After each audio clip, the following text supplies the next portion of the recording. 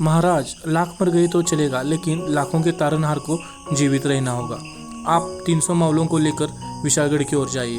तब तक इस घोड़खिंड में मैं शत्रुओं को रोकता हूँ। और विशालगढ़ जाते ही तोपों के 5 बार निकालिए। जब तक तोपों के का आवाज़ मेरे कान पर नहीं आते, तब तक एक भी शत्रु के सैनिक को इस खिंड से आगे नहीं बढ़ने दूंगा। नमस्ते, मैं रोहित पाटिल स्वागत करता हूं आप सभी का अपने इस यूट्यूब चैनल सांगली का रोहित में। और आज हम भेंट देने जा रहे हैं 300 मावलों और बाजी प्रभु देशपांडे के खून से पावन होने वाली पावन खिंड को। तो वीडियो पूरा देखिएगा। और अगर आप इस चैनल पर नए हैं तो अपना ही चैनल सांगली का रोहित सब्सक्राइब ज़रूर कीजिएगा। पावन खिंड, जिसे शिवकाल में घोड़खिंड के नाम से जाना जाता था, वो कोल्हापुर डिस्ट्रिक्ट के शाहूवाड़ी तहसील में मलकापुर के आगे 18 से 19 किलोमीटर पर है।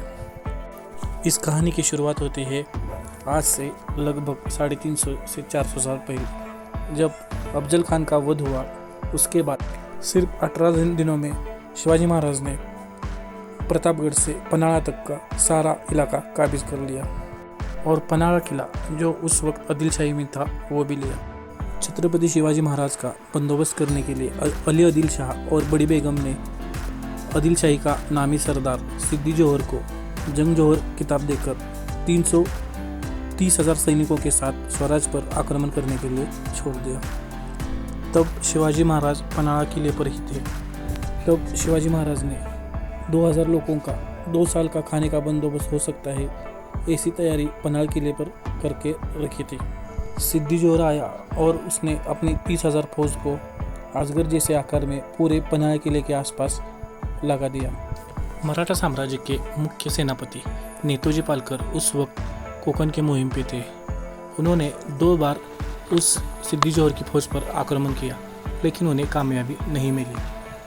छत्रपति शिवाजी महाराज का यह अनुमान था कि थोड़े ही दिनों में बरसात का मौसम आने वाला है और बरसात का मौसम चालू होने के बाद सिद्दी की फौज थोड़ी ढीली हो जाएगी और उसी का फ़ायदा उठाकर हम पनाहगढ़ से विशालगढ़ जा सकते थे। मलकापुर से 20 किलोमीटर ट्रैवल करने के बाद हम इस पावन खिंड की जगह पर पहुंचते हैं। आगे हम विशालगढ़ की ओर भी जा सकते हैं। सिद्दी जोहर तो पूरा चालाक निकला। उसने बरसात का मौसम आने के बाद पूरी फौज को और सख्त रहने के लिए आदेश दिए। तंबू ठोक कर उसकी फौज निगरानी करने लगी। छत्रपति शिवाजी महाराज ने मनोमन ठान लिया कि बरसात का मौसम ख़त्म होने से पहले ही हम इस फौज से निसट जाएंगे और आगे हम विशालगढ़ की ओर जाएंगे। चाहे कुछ भी हो जाए, हम बरसात का मौसम ख़त्म होने से पहले ही हम विशालगढ़ जाएंगे। और उसी के हिसाब से एक योजना बनाई गई। योजना के अनुसार सिद्दी जोहर को खत लिखा गया। उस खत में यह लिखा था कि 10 जुलाई 1960 को छत्रपति शिवाजी महाराज आपको बिन शर्त आत्मसमर्पण करने वाले हैं। आपको भेंट देने वो आ रहे हैं। इसका परिणाम यह हुआ कि सिद्दी की फौज पूरी ढीली हो गई। 10 जुलाई के शाम के वक्त किले के पूर्व और पश्चिम दरवाजे से 2 पालकियाँ निकली।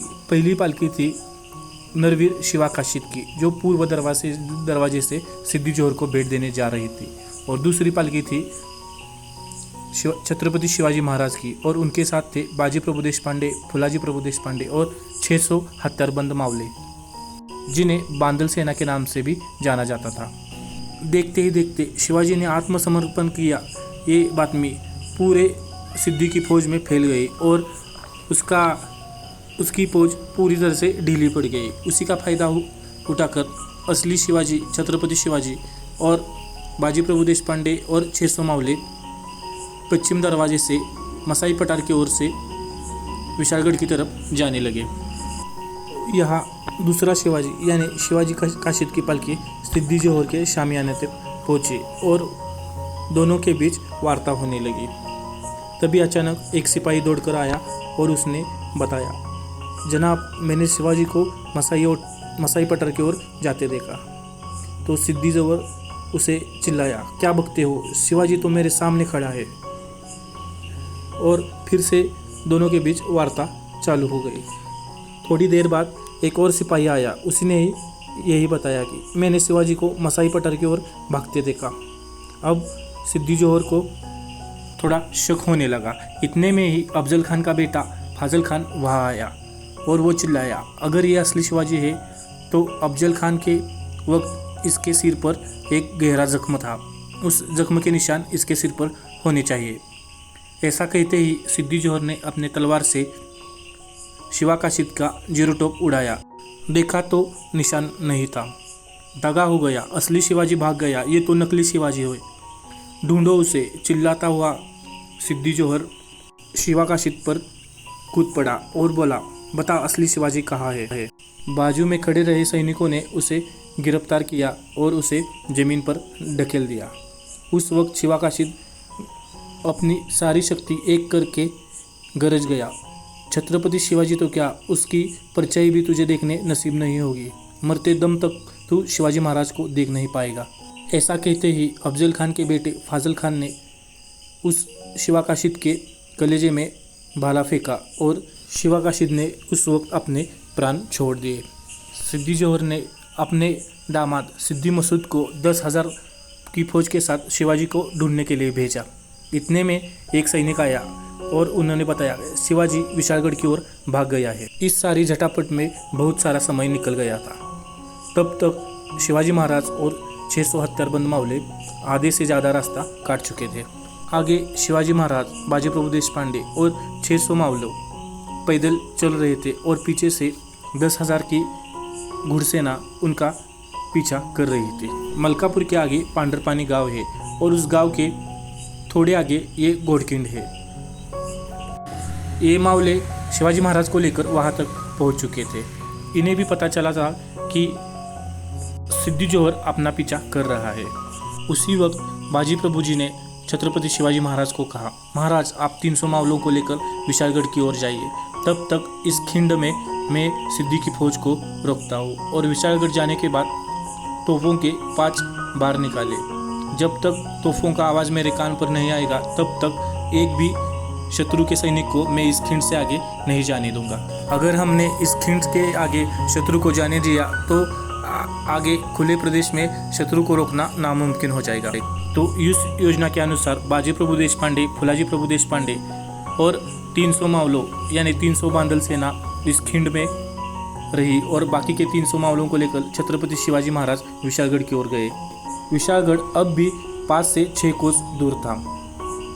छत्रपति शिवाजी जाने के बाद खुद बाजी प्रभु देशपांडे जी ने अपने दोनों हाथ में 2 पट्टा लेकर इस सेना का नेतृत्व किया। सबसे आगे खड़े रहकर उन्होंने सिद्दी मसूद की सेना को ललकारा और युद्ध चालू हुआ। 300 बनाम 10,000। अपने राजा को बचाने के लिए 300 मराठा सैनिक लड़ने लगे बाजी प्रभु देशपांडे जी के और उनके भाई के साथ। 300 बनाम 10,000 का युद्ध शुरू हुआ। ये युद्ध लगभग पूरा दिन चला। उधर शिवाजी महाराज जब विशालगढ़ की ओर गए तब उन्होंने देखा तो विशालगढ़ की किले के बाहर एक और फौज थी जिन्होंने विशालगढ़ का रास्ता रोक रखा था। तो वहाँ पे भी शिवाजी महाराज के साथ 300 मावलों ने युद्ध करना चालू किया। दोनों जगह युद्ध शुरू हुआ। पहला पावनखिंड यानी घोड़खिंड में और दूसरे विशालगढ़ किले के नीचे।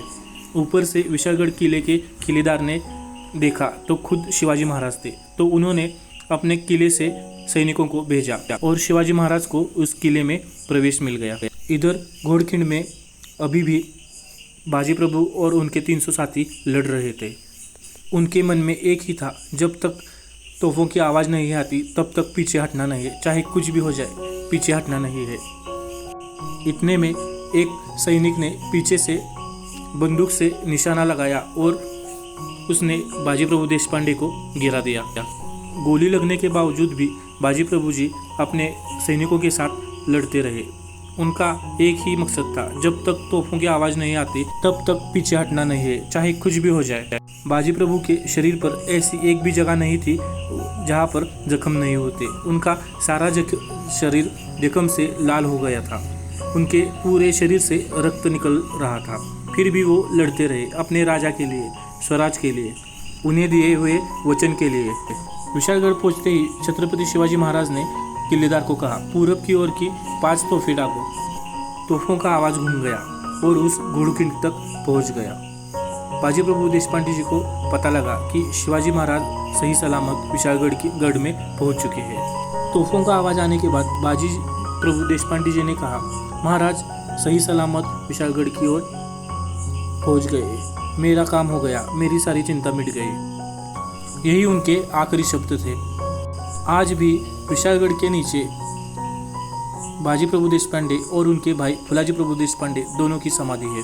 ये कहानी है स्वराज्य के शिलेदार बाजी प्रभु देशपांडे, उनके भाई फुलाजी प्रभु देशपांडे और 300 बांदल सेनाओं की, जो अपने राजा के लिए, अपने स्वराज के लिए, अपने दिए हुए वचन के लिए प्राण उन्होंने न्योछावर किए।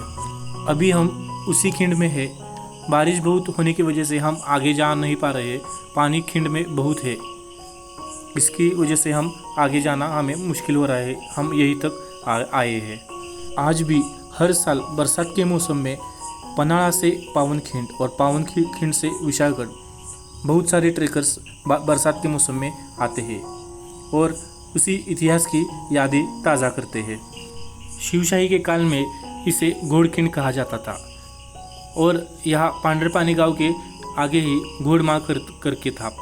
उस घोड़माळ पर घोड़ों का बाजार हुआ करता था और खरीदे हुए घोड़े इसी खिंड से आगे विशालगढ़ की तरफ जाते थे, इसीलिए इसे घोड़खिंड का नाम दिया गया था।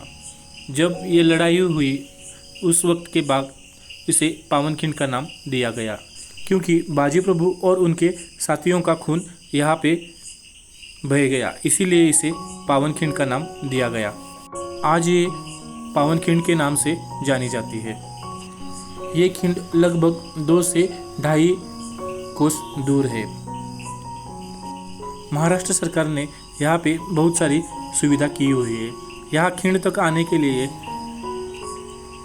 पत्थरों की स्टेप्स है और नीचे खिंड में जाने के लिए एक लोहे की सीढ़ी लगाई हुई है। ध्यान रहे, बरसात के वक्त आने के समय इस सीढ़ी से सावधानी से उतरना पड़ता है।